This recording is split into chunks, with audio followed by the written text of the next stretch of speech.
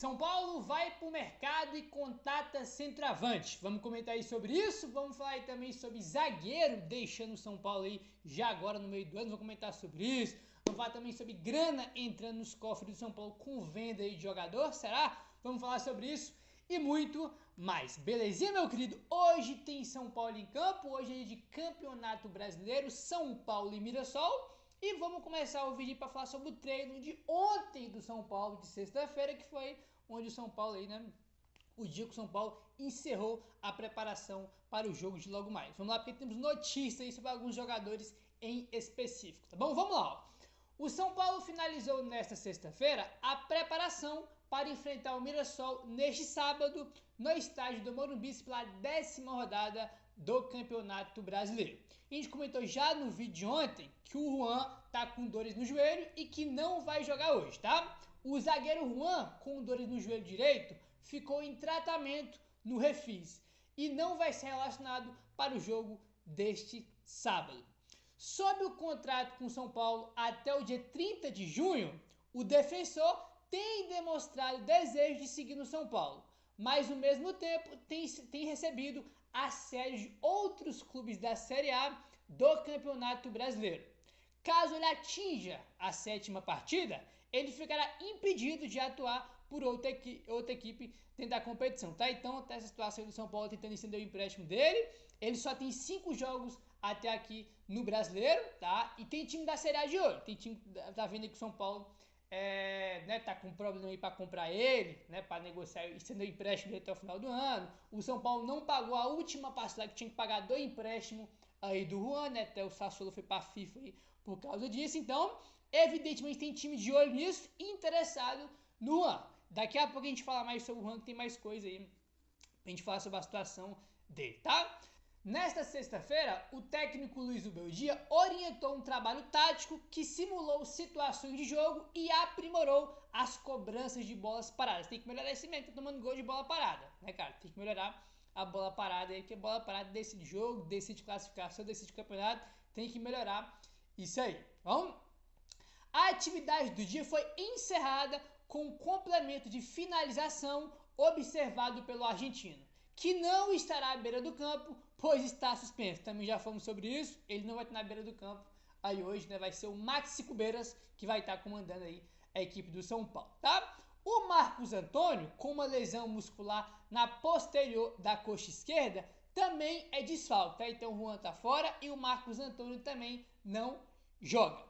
O Luca, com uma entorse no tornozelo direito, é dúvida para o confronto e deve retornar ao time somente contra o Tajeres pela última rodada da fase de grupos da Libertadores na próxima semana, tá? Então o Juan e Marcos Antônio fora, confirmado, não vão jogar. O Luca ainda é dúvida, tá? Pode ser que ele apareça aí no banco, né, entre os relacionados, mas é certo mesmo que ele deve voltar, ou melhor, mais provável que ele deve voltar mesmo só no jogo seguinte, que vai ser contra o Tajeres, né, o jogo aí da última rodada da fase de grupos da Copa Conmebol Libertadores da América. Né? Enfim, a gente comentou ontem, né, sobre o treino de quinta-feira, né, que o Gé trouxe com o Marcos Antônio, era dúvida para o jogo contra o Mirassol. Eu até achei meio estranho, porque se você for pegar o histórico de jogadores que têm lesão muscular, os caras costumam ficar aí 2, 3 semanas fora, dependendo aí do caso, o jogador fica até um mês fora. Já vi até, se não me engano, até o Lucas uma vez teve uma lesão muscular e ficou um mês fora, se eu não tenho enganado, entendeu? Então,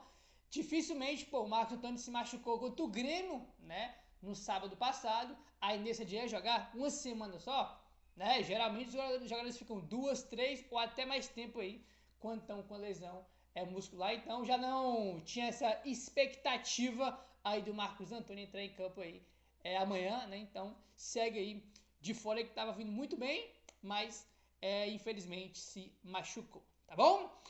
São Paulo volta a encontrar o lateral esquerdo Reinaldo neste sábado, no dia em que recebe o Mirassol. O ex-jogador do São Paulo possui um retrospecto equilibrado contra a sua antiga equipe desde que se transferiu para o Grêmio no final de 2022. Até agora o Reinaldo enfrentou o São Paulo 4 vezes, tá? Ele tem 4 jogos contra o São Paulo, são 3 jogos pelo Grêmio e apenas um aí pelo Mirassol, tá? Ele foi embora em 2022, né? No fim de 22. Em 2023, contra o Grêmio pelo Brasileiro, a gente perdeu lá em Porto Alegre por 2-1, tá? Em 2023 No mesmo 2023, né, a gente ganhou do Grêmio de 3-0, mas ele não jogou esse jogo, então não conta. Então vamos para 2024, São Paulo venceu o Grêmio por 1-0 aí pelo Brasileiro. No mesmo ano, em 2024, no retorno, lá em Porto Alegre, São Paulo perdeu por 2-1, né, inclusive se não me engano, nesse jogo ele até faz gol, foi 2-1 pro Grêmio.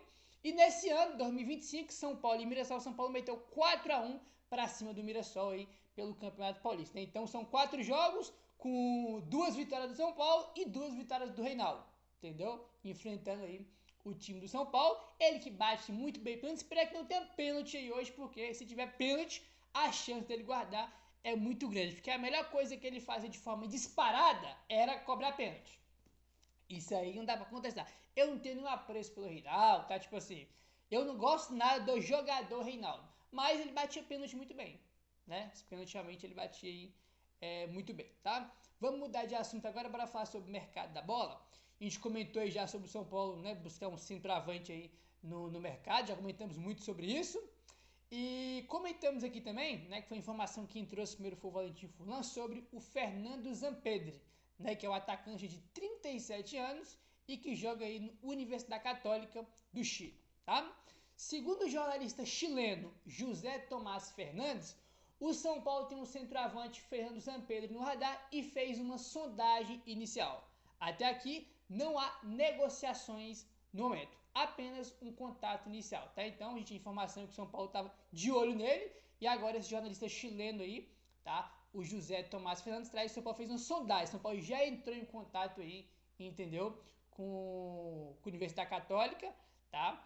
Para saber, né, aquela famosa sondagem inicial, como é que tá a situação do jogador, né, como é que ele tá, tempo de contrato, que não sei o que, não sei o que, aquele papo ali inicial, mas ele lembra que não tem negociação, tá? Uma coisa é você perguntar, né, ver como é que tá a situação do jogador, outra coisa é você negociar a compra, o empréstimo do jogador, são coisas completamente diferentes. Então já teve um contato inicial, mas ainda não há negociações. O São Paulo que vai buscar um centroavante, né? E o André Hernan também já trouxe a informação que o perfil que o São Paulo quer um centroavante com mais de 30 anos, com experiência na Europa ou aqui na América do Sul. O São Paulo quer um jogador experiente, tanto que os dois nomes que foram ventilados, um é o Zampedri, né, que tem 37 anos, e o outro foi o Carlão da Ferroviária, que tem 32. O Carlão, não sei se tem muita experiência aí na América do Sul não, mas foi um jogador que foi especulado aí, né, cara, que tá aí no radar do São Paulo também. Enfim, eu já comentei sobre isso, tá? Eu não contrataria jogador aí dessa idade, tá? Por mais que o São Paulo esteja buscando jogadores com essa característica, com essa idade, eu não contrataria, tá? Com 37 não contrataria, entendeu? Ele tem até bons números no campeonato chileno, tá? Sempre bom lembrar que é, 10 vezes inferior ao nível competitivo que é no Brasil, né? Não dá pra comparar, tá? Mas eu não traria não. E assim, eu não vejo chegando no centroavante, qualquer que seja, que chegue no São Paulo e seja terceira opção. Eu não consigo imaginar, cara. Se chegar um centroavante, vai ter o André Silva como titular. Esse centroavante que chegar vai ser o reserva do André Silva e o Rian vai ser terceira opção pro cara de 30 e poucos anos. Entendeu? Então, pra mim isso é muito claro. Entendeu?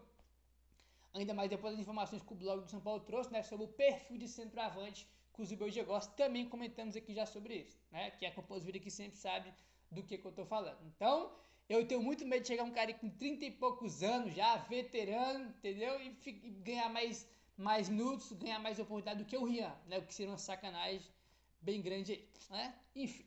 Meu parceiro, o negócio é o seguinte, ó. Comentamos sobre a situação do Juan, né? A gente já sabe muita coisa, né? Que o São Paulo atrasou a segunda passada do empréstimo.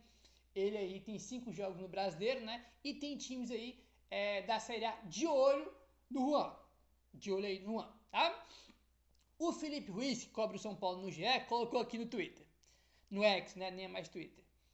No mundo desejado pela diretoria, o São Paulo compraria o Marcos Antônio e o Juan. Mas no atual cenário é quase impossível.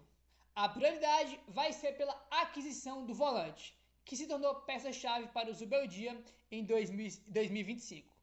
O Marcos Antônio vai ser jogador do São Paulo no segundo semestre. Já o Juan, acho mais difícil, tá? Então, a situação aí para permanecer do Juan tá bem complicada, tá? Tá bem aí. Antes mesmo do São Paulo aí atrasar a segunda parcela pelo empréstimo do Juan, as conversas ali para estender o empréstimo até o final do ano já não estavam indo muito bem, já estava um negócio difícil. Aí depois que o São Paulo atrasa a passagem de empréstimo, aí os caras vão para a FIFA e evidentemente que as coisas pioram, né, cara? As coisas evidentemente aí que pioram bastante, tá? Aí repetindo, né, ele tem 5 jogos aí, o próprio Filipe Ruiz do GE colocou aqui, ó, o Juan não deve completar 7 jogos, e hoje ele está muito distante do São Paulo. No futebol, tudo muda muito rápido, mas eu apostaria que ele não vai seguir no São Paulo, tá? Então, tem essa situação aí. Ele tem 5 jogos, e até o empréstimo dele acabar, o contrato dele acabar com o São Paulo, que é até a parada aí, o São Paulo tem mais 2 jogos do Brasileiro, que é contra o Bahia e contra o Vasco, né? Só que ele tá com dores no joelho agora, já não joga hoje, entendeu? Então, tem grande chance aí, né, dele não jogar os 5 jogos e do nada aí ele ser negociado com outro time da Série A e poder jogar, né, por outro time aí da Série A, já que até aqui ele não jogou os 7 jogos, né, cara? Então, a situação aí papel nesse turma tá difícil, tá complicada, mercado da bola, futebol, as coisas acontecem muito rápido, tá? Por exemplo, agora, como o Filipe Luiz colocou, é muito difícil ele ficar no São Paulo no segundo semestre. Ele tá muito distante. Pode ser que amanhã o São Paulo feche uma conta e traz ele, porque o mercado da bola tem reviravolta, as coisas mudam muito rápido. Então a gente não pode cravar nada. O que a gente sabe é que no momento, tá? A situação é mais pra ele ir embora, né? Voltar pro Sassuolo e ser negociado com o time brasileiro, já que tem time querendo, do que ficar no São Paulo, tá? Vamos ver o que vai acontecer aí, tá? E o Filipe Luiz ressaltou, né, que o São Paulo, no mundo desejado, se puder, São Paulo compraria os dois, né? O São Paulo gosta dos dois, mas não tem como comprar os dois. A prioridade vai ser o Marcos Antônio, que já está muito bem encaminhado, e esse sim vai ficar aí no São Paulo de forma definitiva, tá? Aí o que acontece? Para a gente continuar esse mesmo assunto ainda, que é Marcos Antônio e Juan, o blog do São Paulo traz uma informação importante. O São Paulo não tem obrigatoriedade em comprar o Marcos Antônio e o Juan, apesar do desejo de mantê-los, tá? Não é obrigado por quê? Porque nenhum dos dois bateu a meta de jogos, né, cara? Que obrigaria o São Paulo a comprar. Os dois tinham metas ali, né? Não vou lembrar agora de cabeça, entendeu? Né, as metas. Mas se ele batesse essas metas de jogos, o São Paulo era obrigado a comprar os dois. Nenhum bateu. O São Paulo quer ficar com os dois por opção. Vai ficar com o Marcos Antônio e quer ficar com o Juan, mas a situação aí tá bastante complicada, bastante difícil, né, rapaz? Enfim, assim, eu, tá, gosto do Juan, acho o Juan bom zagueiro, gostaria que ele ficasse. A questão é, ele custa 20 e poucos milhões de reais, né, que é o valor que tá no contrato, e ele é um jogador que, apesar que ele joga bastante jogos, ele não é titular absoluto do time do São Paulo, entendeu? A zaga do São Paulo titular é Alan Franco e Arboleda.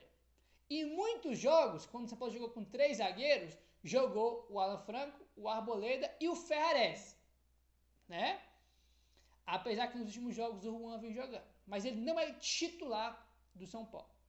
Entendeu? Ele joga muitos jogos como titular porque não tem como repetir o mesmo time sempre, né? Todo mundo, ou quase todo mundo do elenco, vai ganhar oportunidade. Então, eu gostaria que ele ficasse, acho bom jogador, mas eu acho que ele custa muito caro para ser um reserva, entendeu? Ainda mais na situação atual financeira que o São Paulo tá, entendeu? Então, acho que realmente a tendência, né, é que tem a parada pro Mundial aí e ele nem volte mais a vestir a camisa do São Paulo, né? Bastante complicada essa situação aí, apesar que tem gente que acha ele ruim, eu discordo completamente, achei ele bom zagueiro, gosto dele, mas essas condições aí complicam, tá? Aí o que acontece? O GE traz aqui outra informação. Se não conseguir renovar com o Juan, o São Paulo deve ir ao mercado em busca de outro zagueiro. Tá? Então, segundo o GE, se não conseguir ficar com o Juan, o São Paulo deve buscar aí outro zagueiro no mercado. Assim, informação do GE tem muita credibilidade. Agora, achismo meu, tá? Não tenho nenhum tipo de informação, é só achismo baseado na situação que o São Paulo vive hoje. Eu acho que se o Juan for não voltar, né, depois do Super Mundial, né, se ele não ficar no São Paulo aí, eu acho que o São Paulo não vai buscar zagueiro não. Acho que o São Paulo vai pegar um garoto da base lá, o Isaac, o Igão, e deixar como a quinta opção, tá? Pela dificuldade financeira que o São Paulo tem, eu não acho que o São Paulo vai pro mercado buscar um jogador. A não ser que apareça uma oportunidade de um jogador livre no mercado agora nessa janela do meio do ano, ou conseguir um empréstimo. Se não sei que apareça uma grande oportunidade de mercado, eu não acho que o São Paulo vai buscar jogador. Essa é um palpite. O GE trouxe informação que deve ir. Entendeu? Eu acho, achismo só, que vai acabar não indo. E acho que o São Paulo vai para o mercado buscar só o centroavante mesmo e só. Entendeu? Eu não acredito que o São Paulo vai buscar muito mais que isso aí no mercado agora, do meio do ano, não. Entendeu? Mas essa é uma opinião, só um achismo, né? Achismo, tá? Segundo o blog do São Paulo, o Botafogo está interessado na contratação do Elinho, cria de Cotia, que atualmente joga no Toluca. O São Paulo tem direito a 3%, tá? 3,5% dos valores da transação pelo mecanismo de solidariedade da FIFA, tá? Então já tem alguns portais soltando isso aí que o Botafogo está interessado. E o blog do São Paulo traz aí que o São Paulo tem 3,5%. Aí tá, então se ele for pro Botafogo, for negociar ali com o Botafogo, o São Paulo vai ganhar aí, né, uma grana aí, né? Deve ser, nossa, nada de outro mundo, mas evidentemente que nada, dinheiro entrando nunca é ruim.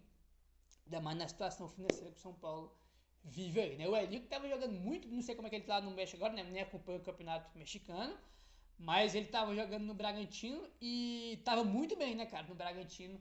Aí o Elinho, tipo assim, ele surgiu no São Paulo, acho que foi em 2018, que ele fez aquele golaço espetacular contra o Flamengo, né? Ele ficou mais conhecido ali, acho que foi 18.